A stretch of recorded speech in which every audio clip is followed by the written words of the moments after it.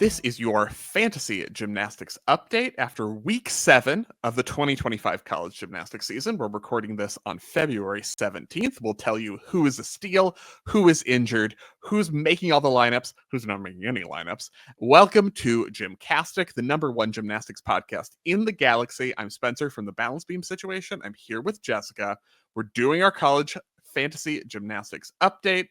And let's start us out with the roster bargains after week 7. These are people who will help you get a 9-9 or above on your roster and who are outperforming their price because they do not cost the $6,250 gym rubles it typically takes to get a 9-9. So Jessica, would you like to start us off on Vault?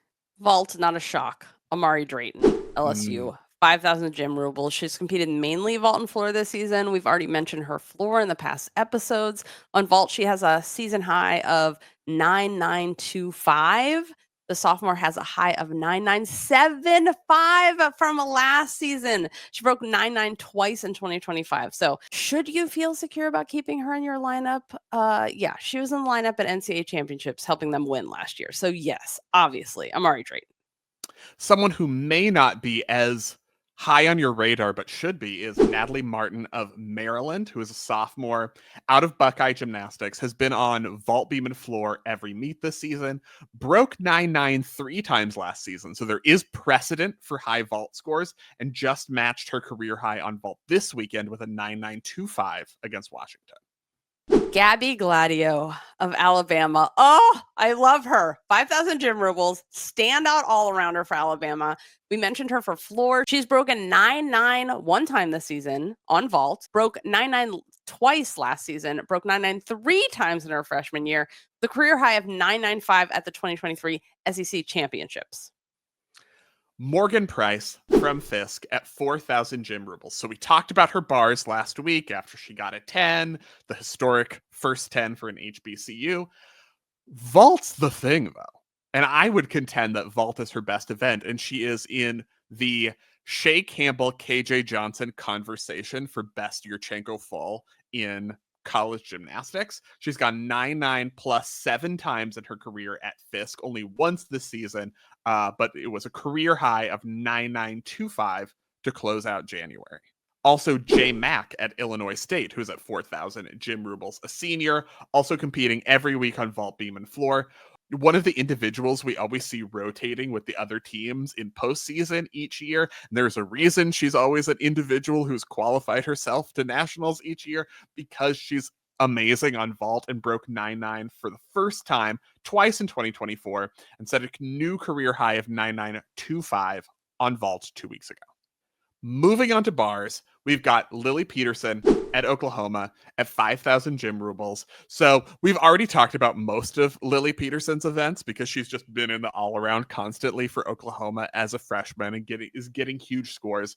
She enters this week ranked 7th in the country in the all-around, ahead of like Olympian Grace McCallum. So she's in some pretty rarefied company there. In over half her routines this season, she's gone 9-9 plus. She has a season/career high of 9-9-5 on bars, has gone 9-9-2-5 3 times in a row over the last 3 meets, and is, solidly in the conversation for best double layout off of bars in all of college gymnastics.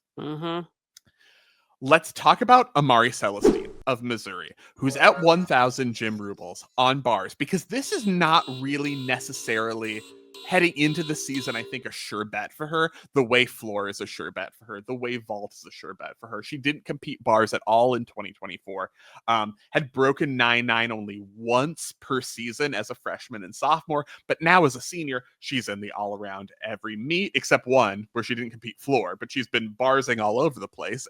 In 7 meets on bars, she's gone 9-9 plus 5 times. Her last 4 meets have been 9-9, 9-9-2-5, 9-9-9-9, 9-9-2-5, 9-9-5, and that 9-9-5 is a new career high.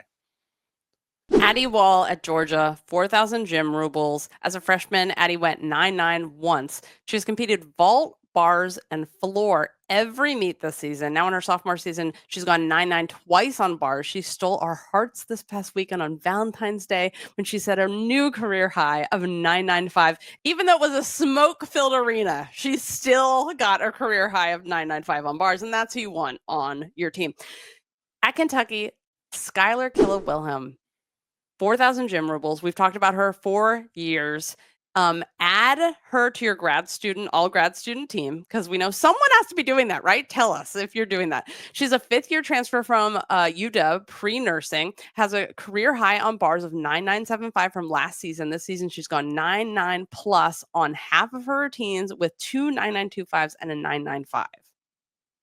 Also, Chloe Cho at Illinois, who's just at 2,000 gym rubles. We've talked about her before. Standout freshman, has done really well on floor. And you might remember her. She was an elite for a second. One of those perfect college gymnasts who spent a little bit of time as an elite, so has the skill selection, but wasn't like an elite for 90,000 years and has broken all of the body parts heading into her college career. So she's competed all around every single meet. As happens in a freshman year, like the scores have kind of been up and down and all over the place, but she's really starting to figure it out.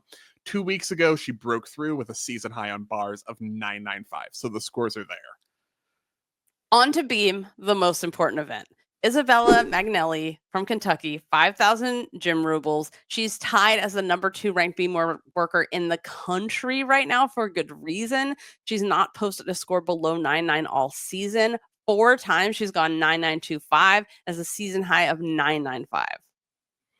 Okay, flashing lights steal alert for beam is Caitlin Jong at Auburn at 1,000 gym rubles. A legit steal. We've mentioned her before for bars.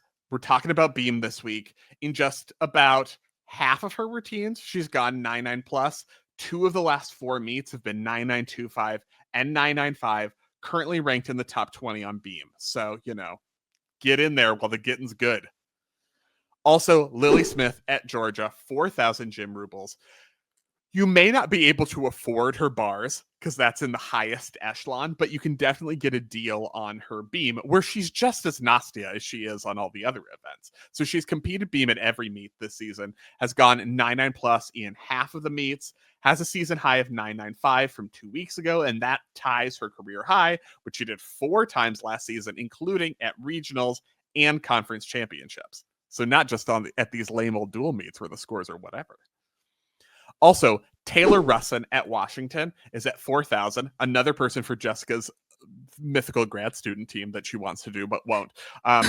Taylor Russin has been a lock for the beam lineup for the Huskies like every single week. She twice set a career high in 2024 of 9.925. And then this past weekend, she was like, 9.925. That's for losers. I'm going to score a new career high of 9.95. And by the way, her major is informatics. So she's a data nerd like us. Like you. Anya Pilgrim, Florida. Anya Pilgrim in Florida, 4,000 gym rubles. We've already talked about Anya for vault and bars. This week, it's a beam. Anya's had an up and down season on beam. She went 9.9 plus 8 times in her freshman season, posting a high of 9.975. This year, she's gone 9.9 plus twice, and her season's high has been 9.95. Moving on to floor, I want to talk about Grace McCallum of Utah. She's at just 4,000 gym rubles on floor, despite being Grace McCallum, which feels like another steal, but I kind of feel like isn't. In 5 of her 7 routines this season, she's gone 9.9 plus. Of course, she has a 10 on floor in her career. This year, she has a 10 on bars this past week, but also in the same meet, did not compete floor. So there is some risk in putting Grace McCallum in your lineup because, are they going to be like, well, we have to preserve Grace for the postseason, so we're not going to have her compete floor this week. And then you're like, well, thanks, Carly. Now I have a 0 in my floor lineup. So there is some risk there, but also reward because, she's going to get some scores and already has this season. Also, Gabby Stephen at Michigan State, 5,000 gym rubles, has been in the all-around every meet this season. So this, on a counterpoint, is one of those go-to routines where you feel like it's a guarantee she's going to compete every single week. Has gone 9.9 twice on floor, including this past weekend. Career high of 9.975 from 2023. This year, she's ranked just outside the top 20 on floor, but definitely a good get. Kyan Mayhew. Cal. Yes. 4,000 gym rubles. Has competed every meet this season on vault, beam, and floor. Currently a sophomore. As a freshman, all but 3 meets, she broke 9.9. She has only broken 9.9 once this season. It was a 9.95 2 weeks ago, tying her career high. Okay, Nyla Aquino at Georgia, one of the breakout freshman stars of NCAA gymnastics this season at 2,000 gym rubles, has been in the vault and floor lineups every meet so far, so it feels like we can really rely on that. She had been getting the vault scores. She hadn't been getting the huge floor scores in the early meets this season because she was having trouble controlling her power. She was having these big bounce backs out of these passes that she was definitely capable of nailing, but just had too much juice. And now it feels like she's found the landings. She broke 9.9 for the first time 2 weeks ago against Auburn, and this past weekend followed it up with a 9.95 against Arkansas. Emma Malabuyo, UCLA, 4,000 gym rubles. It's criminal how cheap that is, because to get the Carlton in your floor lineup, only 4,000 gym rubles. Emma has broken 9.9 in 5 of her 7 routines this season. She has been going early in the UCLA lineup. It's still getting big, gigantic scores. What's kind of shocking in her career is a high of 9.95, which was done multiple times. But if you want a joyous, consistent UCLA floor score in your lineup from an Olympian, Emma is a bargain.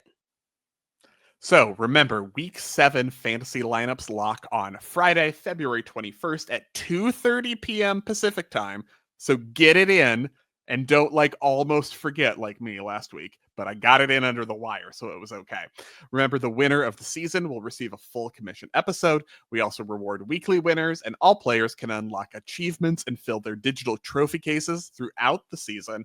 And your week 7 lineup will, of course, carry over into week 8 if you decide not to make a change or you forget. And be sure to click the finish button after you remember to put Haley Bryant back in your vault lineup, and then you have to go back in again because you forgot to click the finish button and put her back in your vault lineup again, and then click the finish button the second time. That's not autobiographical. Don't worry about it. So, league news. Week 7 winner. Team Toe Point, Canadiens, and Kayla's 2 new feet. are our winners. Those are week 6 winners. Our week 6 winners. Team Toe Point, Canadiens, and Kayla's 2 new feet. Oh, I would love to see Kayla's 2 new feet compete again sometime soon. Our current week 7 leader is Champions. We have 1 more meet, I believe, on the slate for week 7, maybe 2. So things can change, but right now it's Champions. Season leader is still, it started out with a flip. It ended up like this, who has a hearty 7/10 lead in the standings. 7/10. Meanwhile, am in 47th. I kind of can't get out of this around 50th hole, and it's bothering me. But we're gonna have to figure it out. The 3 weeks that I forgot to set my lineup, I can't get out of this. You guys will enjoy this. I was looking at the app on my phone, so I thought that I was in 38th or 49th place, but I was actually 380th and 490th place because the 3 digits don't fit. So the next digit was below, and I was so excited. But yeah, I only got 197 something this week. So I mean, this league is legit. You've got to be over 198s each week to be up there. So yeah, this is, if the people that win this are legit. That's all I'm saying. So we actually had quite a few 10s this past week. So how much it would have cost to get a 10 in your roster. Grace McCallum's bars, Kennedy Griffin's floor are all both at the maximum of 6,250 gym rubles, but you have Leanne Wong's beam at 5,000, Sloan Blakely's floor at 5,000, Lily Hudson's floor at 5,000. So you've also got some deals in there. In terms of our league stats, gymnasts who were rostered the most, here are some things that stood out in week 7. So Brooklyn and Caitlin swap spots. Audrey Davis maintains the number 1 spot and has been added to even more rosters. Overall, the top 5 remain the same. So here's where we stand. Audrey Davis on bars is our most rostered at 54.1%. Joss Robertson's floor is next at 52.3%.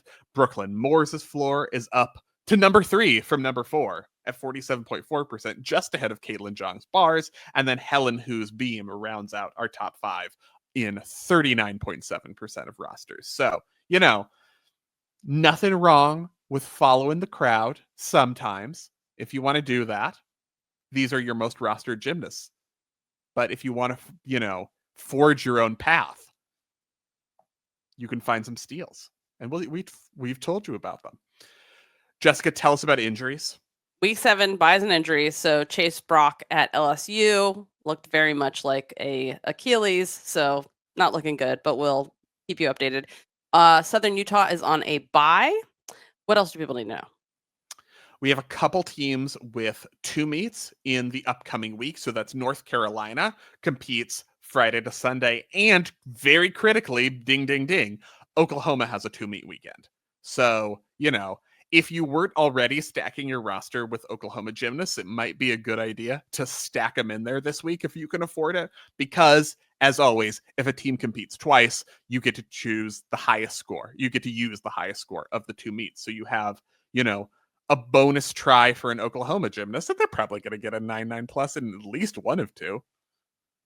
Especially if they're all mad about the LSU meet and they decide that it's time to start sticking.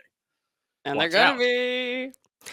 Have you ever watched a meet and you're like, oh my God, I wish I had a bunch of people to be talking to this about and yelling at the TV, but you don't because you're the only gymnastics nerd in your general vicinity.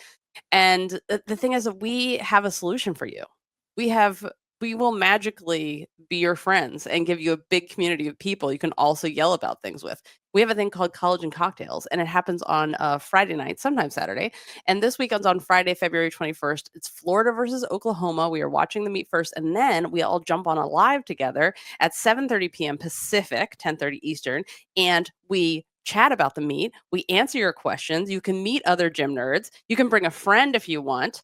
And all of this goes to it's for Club Gym Nerd members, and these are the people that help support the show and our work and our travel around the world to ask the questions you want to know directly from the athletes and find out what's happening. So you can add the full schedule to your calendar, Google or Apple Calendar. There is a link in the show notes. And until then, remember to spend your gym rubles wisely, and may the Beam Witch be with you.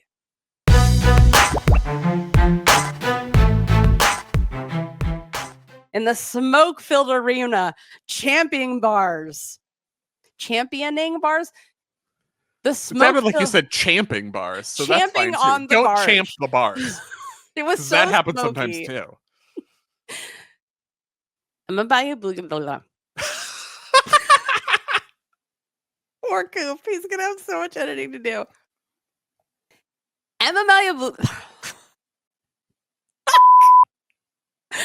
Oh my God, hold on. Sorry. You need to save this for an outtake. Oh, he always puts this stuff in the outtakes. Emma Malabuyo